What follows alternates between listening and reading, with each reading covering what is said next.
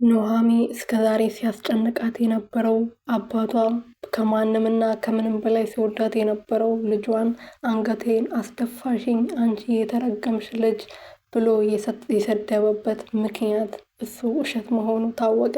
ኑሃሚዬ አዲስ ነገር ሰማች፣ በጣም ተደሰተች። ከዚህ በፊት እንግዲህ የእርግዝና ምርመራ በምታደርግበት ሰዓት የሌላ ሰው የምርመራ ውጤት ነበር የተሰጣት። ድጋሚ ወደ ሆስፒታል ተጠርታ ምርመራው ያንቺ አልነበረም፣ በፈጠርነው ስህተት በጣም ይቅርታ አድርግልን፣ ለደረሰብሽ ነገር በጣም ይቅርታ፣ በጣም እናዝናለን በማለት ምርመራው ያንቺ አልነበረም ብሎ እርጉዝ አይደለሽም ብሎ ደስታ አብስሯታል ማለት ነው።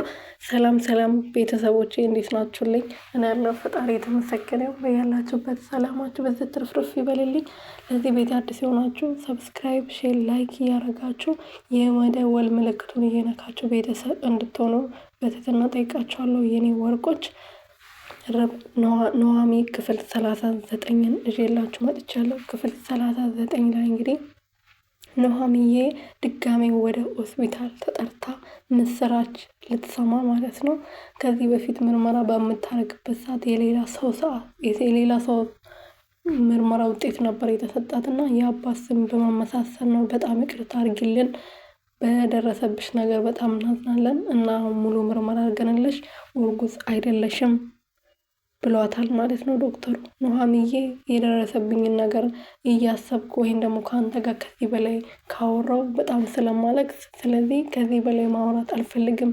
ከሆንኩት የበለጠ አሁን የተደረገልኝ ስለሚበልጥ እኔ በዛ ምክንያት ብዙ ነገር ደርሶብኝ ነበር፣ ህይወቴንም ላጣው ነበር፣ እርጉዝ ነኝ በማለት ራሴን ላጠፋ ነበረ ብላ እንግዲህ ተደስታ ወደ አባቷ ጋር ሄዳ አባቴ እኔ እኮ እርጉዝ አይደለሁም፣ ያኔ የተሳሳተ የሌላ ሰው ምርመራ ነበር የሰጡኝ፣ እኔም ደግሞ ሲያስመልሰኝ ስለነበረ አሞኝ ስለነበረ ጥራጥሬ ምርመራ አድርጌ ነበር እና ከበኋላ ላይ ይሄ ነገር የተደረገብኝ ወይም ደግሞ ስሜቱ ስጠፋ ምንድን ነው ብዬ እኔ ራሱ እየተጠራጠርኩ ነበር። ለካ የጮጋራ በሽታ ነበረብኝ እንጂ እርጉዝ አልነበርኩም ብላ እንግዲህ ለአቶ ሌኩንና ለአቶ ተሰማ ደስታን አብስራቸዋለች ማለት ነው። ለወይዘሮ ገነትና ኤደን ደግሞ መርዶ አብስራቸዋለች ማለት ነው። መርዶ የሆነበት ምክንያት ደግሞ ኑሃሚ አርግዛ የሰው ልጅ ተሸክማ አባቷ ዘንድ ማንም ዘንድ ሁሉም ሰው ዘንድ አንገቷን ልትደፋ ስለሚፈልጉ ነው ለእነሱ መርዶ የሆነው ማለት ነው። ኑሃሚ እርጉዝ ሆና እንደዛ በመዋረዷ በአባቷ በመጠላቷ በጣም ተደስቶ ነበር ገነት ኤደን ማለት ነው። ኤደን ነበረች የእውነት ራሱ እንዲወጣ ያረገችው በዛ ሰዓት እና እሱ ሁሉ አልፎ እንግዲህ ዛሬ ይቅርታ አድርጌልሻለሁ ብላ ኑሃሚ ወደ እነሱ ቤት ገብቶ እየኖሩ እና ኑሃሚዬ በጣም ተደስታለች። አቶ ሌኩንም ደግሞ የጥሩ ሰው ምሳሌ የምር ማለት ነው፣ ጥሩ አባት። በዛን ሰዓት ራሱ ለልጃቸው አጭቷት ነበር ወደ ቤታቸው ያስገቡት። ግን እርጉዝ ናት ራሱ ሲባል ከአባትየው ጋር ራሱ ያሳረቀው እሱ ስለነበረ ማለት ነው። በጣም ጥሩ ሰው ነውና ኑሃሚዬም ደግሞ በጣም አመሰግናለሁ በዛን ሰዓት ራሱ ስላልተቀየሩብኝ በጣም ነው የማመሰግነው ጋሽዬ፣ እርስዎ የጥሩ አባት ምሳሌ ኖት ብላ ነበር ስታመሰግነው የነበረው። ይገባዋል፣ ለአቶ ግን በጣም ይገባዋል የምር ማለት ነው። እና ለአቶ ሌኩም በጣም ይገባዋል። ድምፄ ተዘግቷል ቤተሰብ፣ በጣም ይቅርታ፣ ለምን እንደሆነ አላውቅም፣ ብርዱ ነው መሰለኝ። እና አቶ ሌኩን ችግር የለውም ልጄ፣ እኔ አንቺ ምንም ብትሆኝ የልጄ ሚስት ብትሆኝም አንቺ የተሰማ ልጅ በመሆንሽ ራሱ እኔ ልክ እንደ ልጄ ነው ማይሽ ብሎ ነበር ሲያናግራት የነበረው። እርጉዝ አለመሆኗ ብዙ ሰው ተደስቶበታል። ኤርሚያስ እንግዲህ ወይዘሮ ዝናሽ ከዚህ በፊት የኑሃሚን ልጅ ለማስወረድ ከወይዘሮ ገነት ጋር ተስማምታ ብር ከፍላት እንደነበረ ሀምራን ነግራው እንግዲህ እንዴት ልጄ ልታስወርድ ትሞክራለች በማለት ቤት ድረስ ሄዶ እየተደባደበ ነበረና እና እዛ ደግሞ ዳግምና ናሆሚ ነበሩ።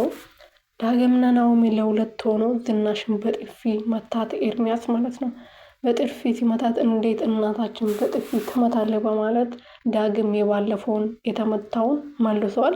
ናሆሚ ደግሞ ከዚህ በፊትም ተደባድቧል። እሱንም በደንብ አድርጎ ልክ አስገብቶታል ማለት ነው። ኤርሚያስ መደብደብ አልነበረበትም። እሱም ወይዘሮ ዝናሽን በጥፊ መምታት አልነበረበትም። ግን ይገባታል፣ ወይዘሮ ዝናሽ ይገባታል። ክፋት የማያልቅባት ሴት ናት የምር። እና እንደዛም ሆኖ ግን ተመልሶ ወደ ይሄ ከዚህ በኋላ ተመልሼ ወደ ኑሃሚን አልሄድም። የእሷን ህይወት ከዚህ በላይ መበጥበጥ አልፈልግም። እሷ እኔ ሲሄድ ከአባቷ ጋር ትጣላለች። ስለዚህ እሷ ሰላማዊ ህይወት እንድትኖር እኔ ከሷ መራቅ አለብኝ ብሎ ለአምራን ሲናገር ነበር። እና ይመስለኛል ከዚህ በኋላ እርጉዝ አለመሆኗን ካወቀ ብዙ ሰዎች ይፈልጓታል። ናሆም ይፈልጋታል፣ ዳጊም ይፈልጋታል፣ ኤርሚያስ ይፈልጋታል። ስለዚህ ሁሉም ሰው በሷ ይባላሉ ማለት ነው። ናሆሜ ቢያንስ እንትን ከዳጊም ጋር ናሆሜ ከአምራን ጋር የሚሆን ነው የሚመስለኝ። ስለዚህ አሁን ጦርነቱን የሚጀምሩት ዳግምና ኤርሚያስ ይሆናሉ ማለት ነው።